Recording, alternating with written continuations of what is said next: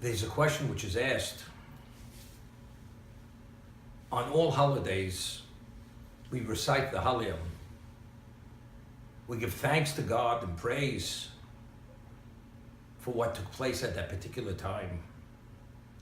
Whether it's Pesach, Passover,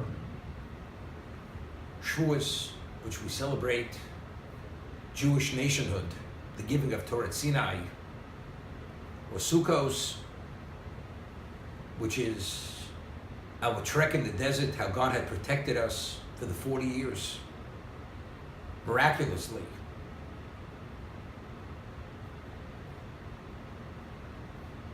Maybe you would say, we only say the Hallel, the praises of God, when we celebrate Torah holidays, biblical holidays. Rabbinical holidays, maybe not.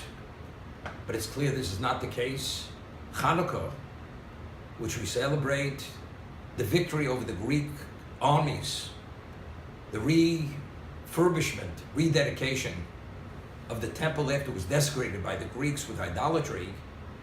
We say Hallel for 8 days. It's an 8-day rabbinical holiday, and we say a full Hallel.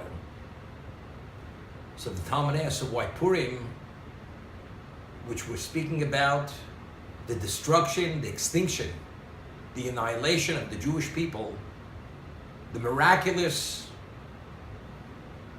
hand of God intervening at the last moment, why don't we offer our praises to God for what actually took place? So there's an opinion in the Gemara, in the Talmud, which answers that the reading of the Megillah itself, that is the expression of Hallel. In the Aramaic, the Talmud says, Kriyosa zu Hallelo. The reading itself is the Hallel. Hallel, we verbalize, we express our thanks to God, that He's worthy of praise. If you read the Megillah, we begin with the inaugural feast of Ahasuerus 3 years into his kingdom. The feast that he had made for all the countries which he had reigned upon, and everything that followed, to finally the destruction of Amalek, the Amalekites, and many other things, and how the story is recorded for posterity, and it was distributed throughout the world to all Jews. And rabbinically, we must celebrate and commemorate this day and feast to celebrate the miracle that had happened. How is that the Hallel? How is that Hallel? Where are we singing God's praises? The law is that if a person omits even one word from the Megillah, does not say all the words from the first word to the very last word, one does not fulfill his obligation of reading in the Megillah. Although, seemingly, it doesn't detract from the story, but evidently it has relevance to the narrative, to the event, to the historical event. And if it was written with a specific intent. Then when we read it, there's something innate in those words containing certain nuances of information that affect our lives when we read it.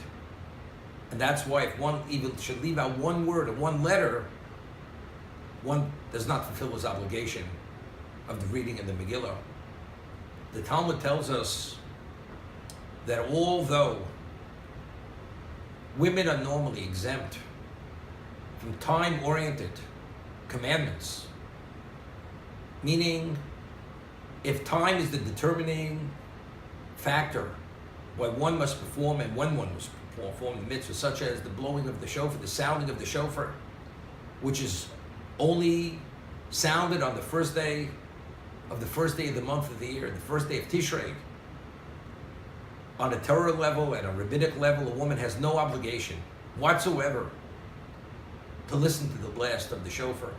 Of course, she's permitted, and according to Ashkenazic tradition, even to say a blessing on this mitzvah, on this commandment, although she's not obligated. So if on a Torah level, any time-determined commandment, a woman is exempt, So something which is rabbinical, such as the reading of the Megillah, or the 4 cups of wine, which we drink at the Seder to commemorate the 4 expressions of redemption, or Hanukkah, which we light 8 days, the Hanukkah lights, a woman definitely should be exempt. But yet, a woman is obligated no less than a man in drinking the 4 cups of wine at the Seder, lighting the Hanukkah lights, and the reading of the Megillah. The Talmud asks why. The Talmud answers, Afhein hoyubosa on this, that since the women were beneficiaries of the miracle of Purim, the decree to annihilate was not only the men and the children, the women were included in that decree. When the miracle took place, they are no less beneficiaries of God's kindness than the men. Therefore, the woman has no less obligation to publicize the miracle and to read and to hear the narrative to understand what transpired and why we exist today. Identically, Hanukkah, the Greeks had many decrees. The women were no less included in that decree. In terms of bondage in Egypt, the women were no less in bondage than the men. Therefore, although it's time determined and only rabbinical, Afhein hoyibos hanes, because they were also included and beneficiaries of the miracle, therefore they have no less obligation than the man.